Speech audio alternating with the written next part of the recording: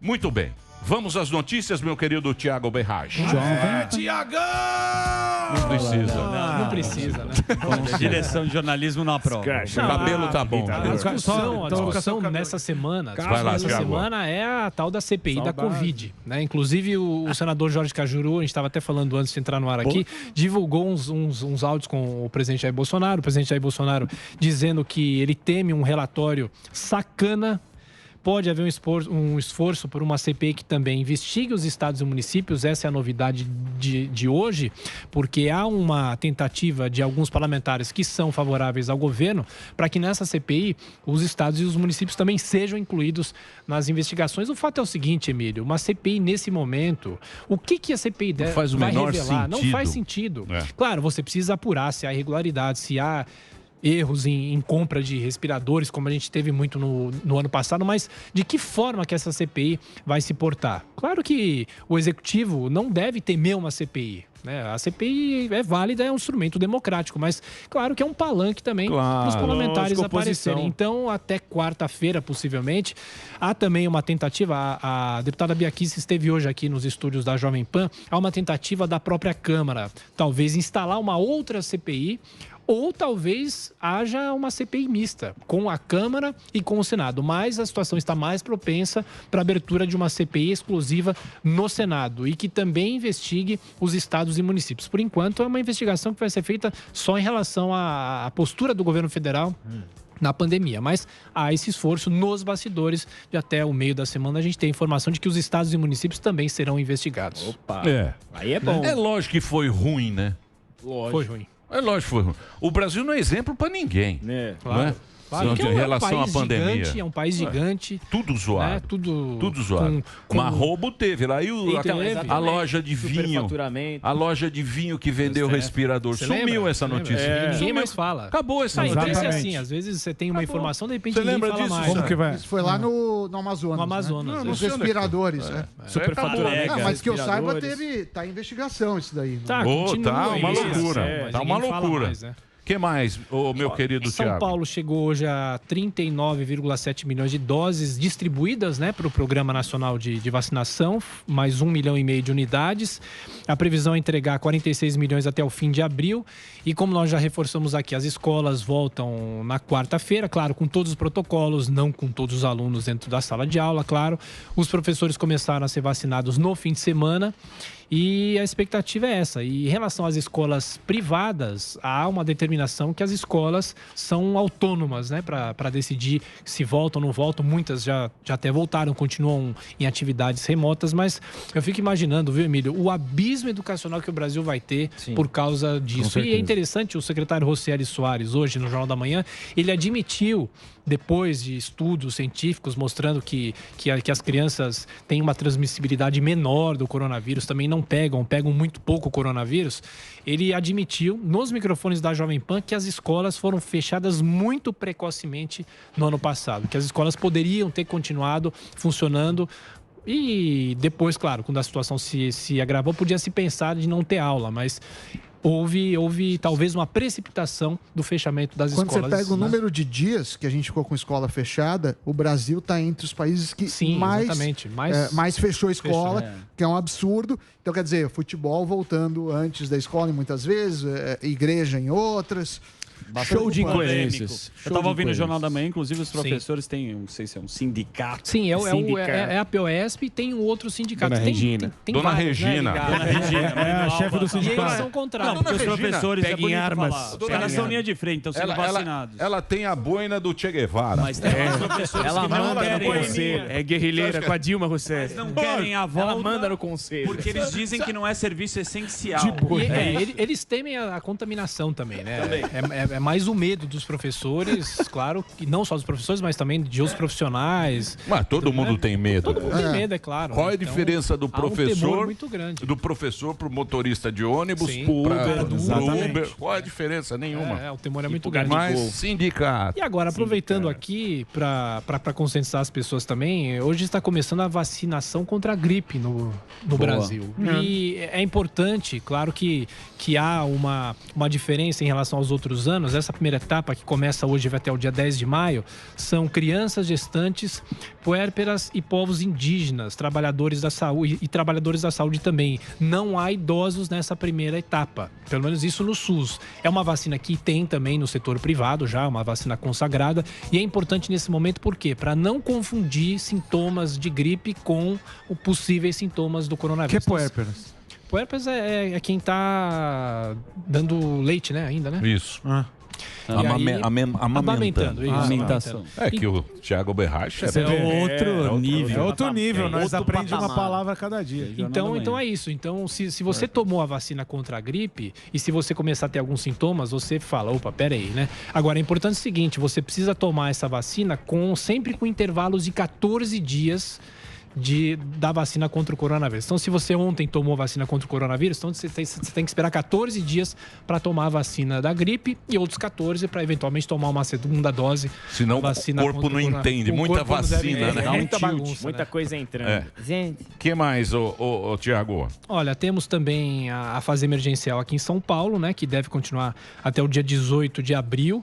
Os restaurantes continuam fechados, né? Mas a pessoa pode ir até a porta do restaurante buscar a comida, quem quiser, enfim, né? E aqui em São Paulo, né? A gente fala para todo o Brasil e para o mundo, mas aqui em São Paulo continua aquele rodízio da noite e da madrugada, que eu pessoalmente não entendo, né? Se isso tira mais carros de circulação durante a madrugada ou o rodízio normal dos dois períodos de manhã e à tarde e à noite. É um rodízio que começa às 8 horas da noite e vai até às 5 horas da manhã. Hoje o trânsito de manhã já estava 15, 16 quilômetros de congestionamento. Você sabe que a medição da CT já é uma medição defasada. O trânsito em São Paulo é muito maior do que o que a CT mede, né? Mas medem só em algumas vias, né? Eles fazem uma média, né? Gente com binóculo em cima de prédios. Agora, Thiago, a questão não é se tira carros ou não. Precisa ver a substituição para o transporte público. Claro, também. Se você está tirando carros e pondo no transporte público, você não está só não fazendo efeito, você está piorando. E é justamente a impressão que eu tenho. Ninguém sai 2 da manhã para passear com os bares fechados e tudo fechado. Então, se a pessoa iria sair de carro e vai sair de ônibus... Mas não Sami, o que acontece é que é tudo improvisado. Tudo isso aqui é improvisação. Ok, tudo mas não vai da vida, né? Vai improvisar na vida do cara lá. O prefeito que improvisou na casa dele. O governador improvisa na casa dele. Agora, na vida de todo mundo, é muito complicado. Eu chego aqui na Jovem Pan muito cedo e eu passo a pé pela Brigadeiro Luiz Antônio, mas o ponto lotado, 5 e 10 da manhã, o ponto lotado, né? De gente. É difícil. Né? Você vai fazer triste. O quê? São pessoas que não podem ficar em casa, não tem como trabalhar de home office, não tem. Quem pode trabalhar, trabalha, mas a maioria aí não pode. No caso, quem depende do transporte público, não pode, né? Vai ficar em casa. O ponto de ônibus, né? Os pontos aqui em São Paulo, onde a gente passa, né? Sempre foram lotados, né? Sempre. Desde o começo. Desde a CMTC, né? Lembra da CMTC? Sempre foi lotado. E acho que ali deve ser uma grande... Não tem esses números também, né? Baldeação. Lembra quando o Covas fechou? O Sami fez um. Tem a questão das operadoras de celular que sabem o mapeamento. Quando saem esses dados, mostram que não adianta nada isso. Não adianta nada, muda o horário, a própria fase não adiantou nada. Eu não sei porque o governo, que tem acesso às operadoras, não passam esses dados pra gente. Eu não sei. Então, eu queria pedir aí para os governos municipais, federais passarem e estaduais passarem isso. Porque é a melhor coisa. Com o negócio de celular, você sabe se a pessoa saiu ou não. Né? E às vezes parece que eles só divulgam o que interessa a narrativa e as medidas.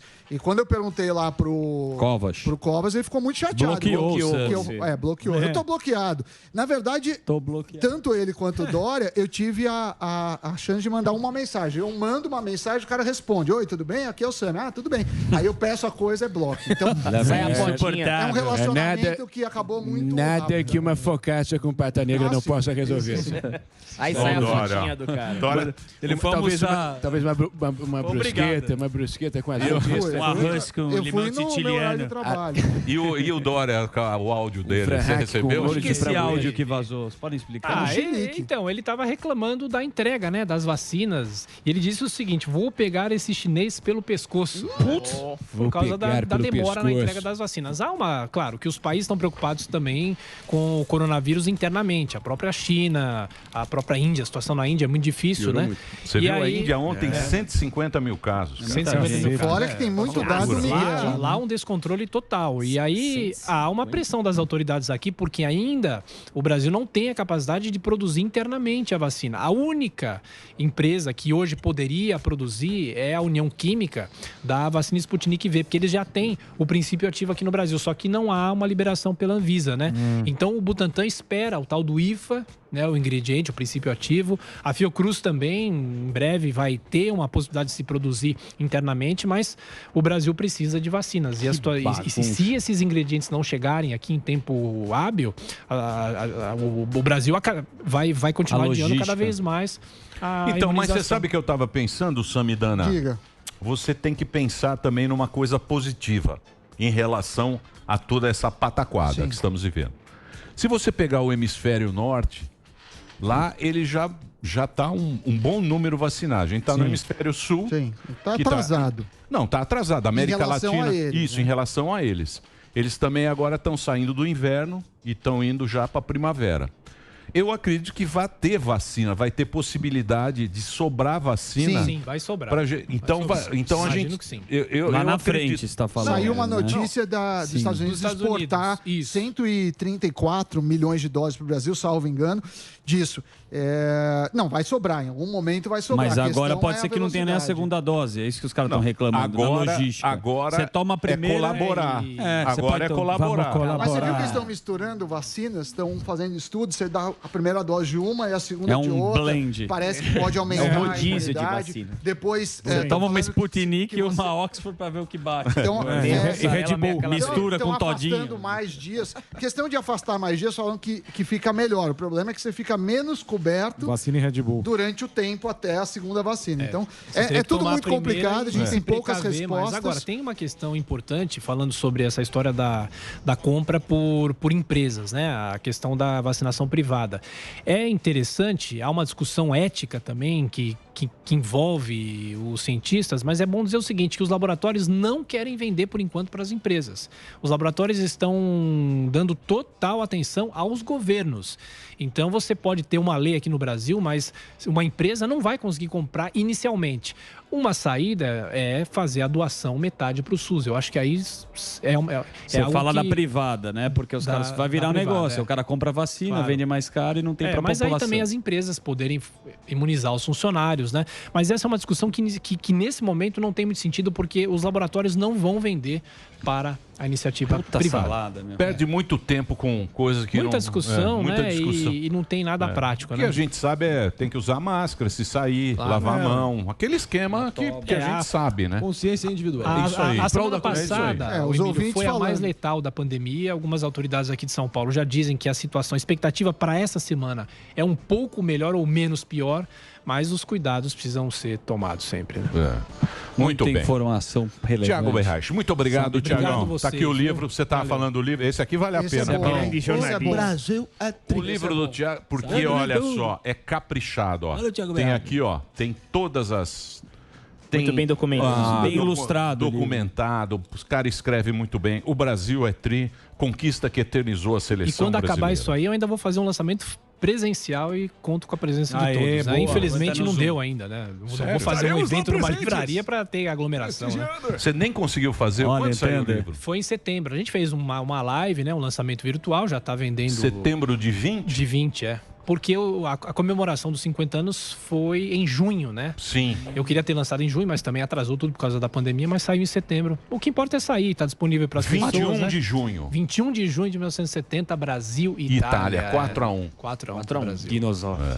Eu assisti jogos da história. Eu assisti um negócio bom mesmo. Documentário do Pelé? Não, o documentário do Pelé é bom. Mas o livro é muito melhor. Esse documentário do Pelé é meio... É péssimo. Mais ou menos. Desculpa. O documentário ruim. O bom é o Pelé Eterno. Esse daí eu achei uma porcaria. O Pelé Eterno é muito bom, porque tem muitos gols que estavam perdidos, né? Esse da Netflix é bom pelas imagens, né? Porque as imagens foram tratadas, as imagens da FIFA foram tratadas. Mas eu acho que o assunto é o que eu já falei aqui. Eles pesaram muito, perderam muito a mão na história da política. Não precisava ter feito aquilo com o Pelé, né? O Pelé? Benedita da Silva no forçar uma defesa dele ou um posicionamento dele 50 anos da ditadura, tem que abordar esse assunto. Não precisava. Né? Tem o Trajano. Vale assistir. Netflix. É isso aí. Muito bem. Tiagão, obrigado. Gente, valeu, parabéns pelo livro. Esse livro é bacana. É bom. Tiagão é bom. Isso é verdade. Tiagão escreve bem, cara. Sim. Acompanhei você no Jornal da Manhã, muito competente. Você sabe que tem uma biblioteca de gols, né? É um acervo muito grande de gols. Vai fazer um museu uma hora. Fazer um museu, Museu Uberreich. Museu, né? Pegaram o cara, desculpa você que tá fora de time. Fernando Solera. Um dos maiores jornalistas esportivos. Grande Solera. Trabalhou aqui, Solera. Pedro Luiz Mário Moraes, Rádio Nacional de São Paulo. Solera ao Boca de Ouro. Canal 13, Bandeirantes. 90 milhões. O Brasil tinha 90 milhões. O que foi, Delari? 90 milhões. Break? É isso? Yes. Obrigado, Tiago. Obrigado, que é bom. Obrigado pela atenção de vocês. Compre antes que aumente o imposto. Não vai aumentar, não vai aumentar. Compre antes que aumente o imposto. Muito bem, vamos pro break.